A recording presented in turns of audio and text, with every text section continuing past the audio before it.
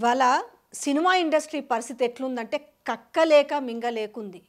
అసలు ఇలా తెలంగాణలో సినిమా ఇండస్ట్రీ ఉండకూడదని పెద్ద కుట్ర ఏమైనా జరుగుతుందా అంటే ప్రస్తుతం ఇండస్ట్రీ తీసుకున్న నిర్ణయం చూస్తుంటే దేవుడా నువ్వే దిక్కు శరణు అన్నట్టు శరణు వహించు అన్నట్టు ఈరోజు చంద్రబాబు కోసము వాళ్ళు అపాయింట్మెంట్ తీసుకున్న విధానము ఈరోజు వాళ్ళ బాధను చూస్తుంటే అసలు ఎందుకు ఈ పరిస్థితి వచ్చింది.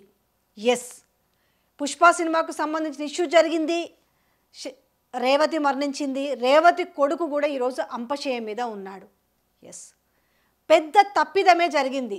దీంట్లో ఒక్కరిది ఉందా ఇద్దరిది ఉందా తప్పు అని అంటే కర్ణుడి సావుకు 1,00,000 కారణాలు అంటూ ఇలా సినిమా ఇండస్ట్రీ వల్ల జరిగిన ఏదైతే ఈ ఉపద్రవం ఉందో ఇందులో అందరిది మీన్స్ అంటే ప్రభుత్వం తప్పుంది, అల్లు అర్జున్ తప్పుంది, బౌన్సర్ల తప్పుంది, ఇంతమందిది కలిపి ఉంది. అసలు బెనిఫిట్ షోలకు పర్మిషన్ ఇచ్చినప్పుడే పోలీసు బందోబస్తు భారీగా ఎందుకు లేదనే విషయం మాట్లాడుకోవచ్చు. రెండోది సైలెంట్గా వచ్చి అల్లు అర్జున్ సినిమా చూసి కూడా పోవచ్చు. ఎందుకంటే గతంలో మహేష్ బాబుకి సుదర్శన్ 70mm థియేటర్ అనేది ఒక సెంటిమెంట్గా ఉండేది. కానీ సినిమా అతడు కావచ్చు, పోకిరి కావచ్చు, ఇట్లాంటి సినిమాలు ఏమున్నా కూడా సైలెంట్గా ఫ్యామిలీతో వచ్చి సినిమా చూసిపోయేవాడు. అలాగే అయి ఉంటే ఈరోజు ఈ పరిస్థితి రాకపోయి ఉంటే. సో కోతికి కొబ్బరి చిప్ప దొరికినట్టుగా ఇలా ఇన్సిడెంట్ జరిగింది కాబట్టి దాన్ని రాజకీయంగా మలిచి ఈరోజు ఇగో సాటిస్ఫాక్షన్ కోసం ఈరోజు సినిమా ఇండస్ట్రీ మొత్తం మీద రివెంజ్ తీర్చుకోవాలనే ప్రక్రియ కనిపిస్తుంది. ఇక మేము టికెట్లు పెంచమనే విషయం కావచ్చు, బెనిఫిట్ షోలు రద్దు కావచ్చు, బేరీజ్ వేసుకుంటూ ఇప్పుడు ఈ విషయం మీద ఎక్కడికి వెళ్ళాలనుకుంటున్నారా, లేదంటే ఇక్కడ ఇండస్ట్రీని సతాయిస్తున్న వైనాన్ని చెప్పుకోవడానికి బాబు దగ్గరికి వెళ్తున్నారా? అసలు ఇక్కడి నుంచి ఇండస్ట్రీని తరిమి కొట్టాలనే ఆలోచన ఎందుకు చేస్తున్నారు అసలు అంటే వాళ్ళు కళామ తల్లి ముద్దు బిడ్డలని చెప్పుకుంటున్నారు కదా. ఇవాళ సస్పెండ్ అయిన పోలీసులు కూడా ఇంత నీచంగా మాట్లాడే పరిస్థితి వచ్చిందంటే మీ బతుకులెంత, మీరెంత, మీ బట్టలు కూడా తీసి కొడతాము, మీరు దయాభిక్ష మీద బతుకుతున్నారు, మీరు వాపు చూసి బలుపు అనుకుంటున్నారు, బలుపు చూసి వాపు అనుకుంటున్నారు, ఇట్లాంటి మాటలన్నీ కూడా మాట్లాడారు కదా. ఇవన్నీ కూడా ఎందుకు వస్తున్నాయి అసలు? జరిగిన పరిస్థితికి, జరిగిన విషాదకరణ ఘటన గురించి ఎవరైనా మాట్లాడుకోవాల్సిందే.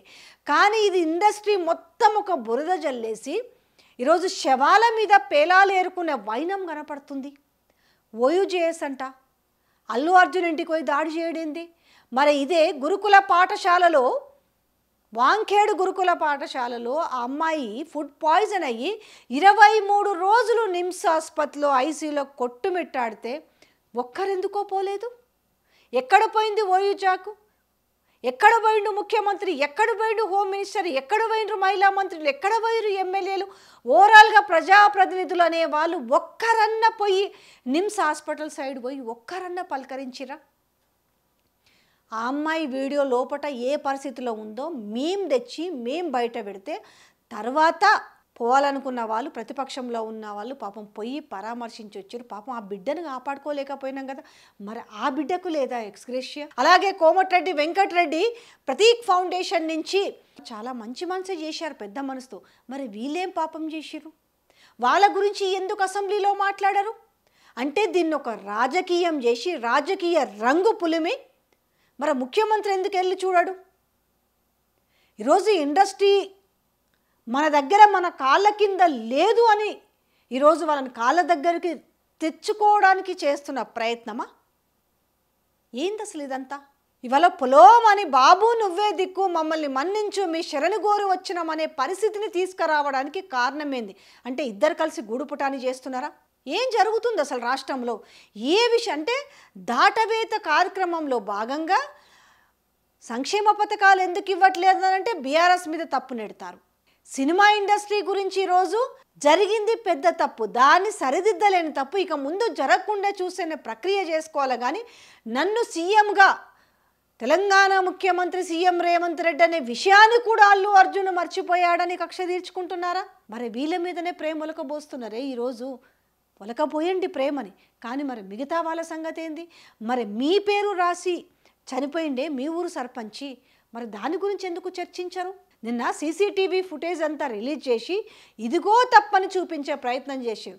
బాజాప్తా మిస్టేక్ జరిగింది, తప్పు ఎవరిదైనా కూడా ఒక కుటుంబం బలైంది, దాని గురించి చర్చ జరపండి. కానీ దానికి కళ్ళు పోయినాయా కాళ్ళు పోయినాయా పరామర్శించడానికి అని మాట్లాడడము, ఊరేగింపుగా వచ్చాడని మాట్లాడుతున్నారే.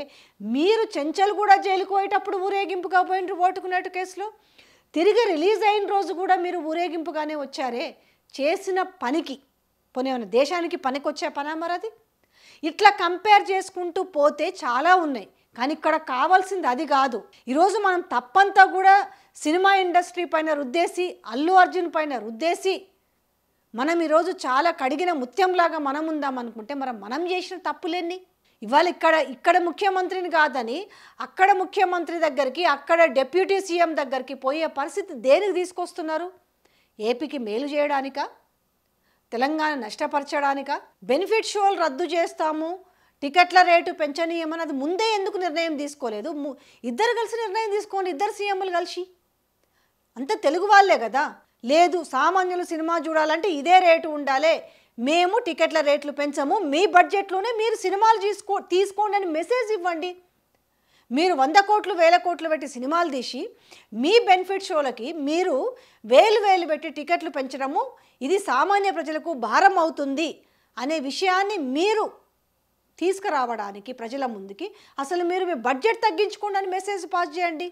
ఇంకొక విషయం, ఇదే తెలంగాణలో మంత్రుల కాన్వాయ్లు దాకి కాళ్ళు చేతులు విరిగియాలా, ఆసుపత్రి బెడ్స్ పైన ఉన్నారు. మరి వాళ్ళ గురించి కూడా చర్చ తేవాలి కదా. జరిగితే అందరికీ సమన్యాయం ఉండాలి. కానీ ఒక రాజకీయ కక్షతోటి మిమ్మల్ని మీ పేరు గుర్తులేదనో, లేకపోతే మీ గురువుకి గిఫ్ట్ ఇవ్వాలనో, మీ గురువు కాళ్ళ దగ్గర ఇండస్ట్రీ ఉండాలనా, లేదంటే మీ కాళ్ళ దగ్గరికి ఇండస్ట్రీ తీసుకురావాలనా, ఇది చేస్తున్న వైనం అయితే మంచిది కాదు. పదవులు ఇవ్వాలంటే రేపు పోవచ్చు. పదవులు నిజంగా అతను ఎవరో రిటైర్డ్ అయిన ఆయన మాట్లాడిండు కదా, అది ప్రభుత్వానికి కూడా వర్తిస్తుంది. మంట చూడు, వాపు చూసి బలుపు అనుకుంటారు ఏదో అంటుంటారు కదా, అది ప్రభుత్వానికి వర్తిస్తుంది, ఈరోజు ముఖ్యమంత్రికి కూడా వర్తిస్తుంది. అంటే మనం అందరినీ మన కాళ్ళ దగ్గర తీసుకొద్దాము, మన గుప్పిట్లో పెడదామనేసి ఇవాళ అసెంబ్లీలో అనవసరమైన చర్చ. ఎవరికి అవసరం? అది ఎవరికైనా అవసరమైన చర్చ. దాంట్లో భాగంగానేమో లగచర్ల ఇష్యూ చర్చిద్దామంటే అది కోర్టులో ఉందంటారు. ఈ కార్నెస్ విషయంలో చర్చిద్దామంటే అది కోర్టులో ఉంది, మాట్లాడేది ఏముంది అంటారు. మరి ఇది కూడా కోర్టులోనే ఉంది కదా. ఆల్రెడీ పోలీసులు కోర్టు చూసుకుంటున్నప్పుడు మీరెందుకు మళ్ళీ రెచ్చగొట్టే ప్రయత్నం చేస్తున్నారు? ఎవడు పోయో చేసి అంటే శవాల మీద పేలాలు ఏరుకునే ప్రయత్నం చేస్తున్నారా?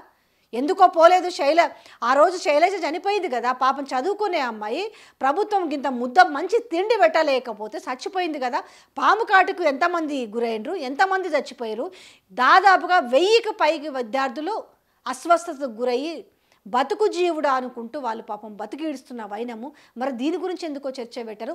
లగచర్లలో ఆడపిల్లల పైన పోలీసులు వచ్చి అఘాయిత్యం చేసిరు అనేసి పాపం వాళ్ళ ఎట్లా చేసిరు అనేది వాళ్ళ చేతులతోటి చేసి చూపించారు. నాకు చెప్పాలంటే నాకే బాధగా ఉంది.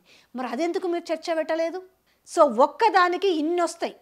అందరికీ న్యాయం చేయండి, కానీ మీ రాజకీయం కోసము, మీ రాజకీయ లాభాపేక్ష కోసము, మీ కాళ్ళ కిందికి తెచ్చుకోవడం కోసము మీరు చేస్తున్న చర్య తప్పు అనేది గుర్తుపెట్టుకుంటే మంచిది.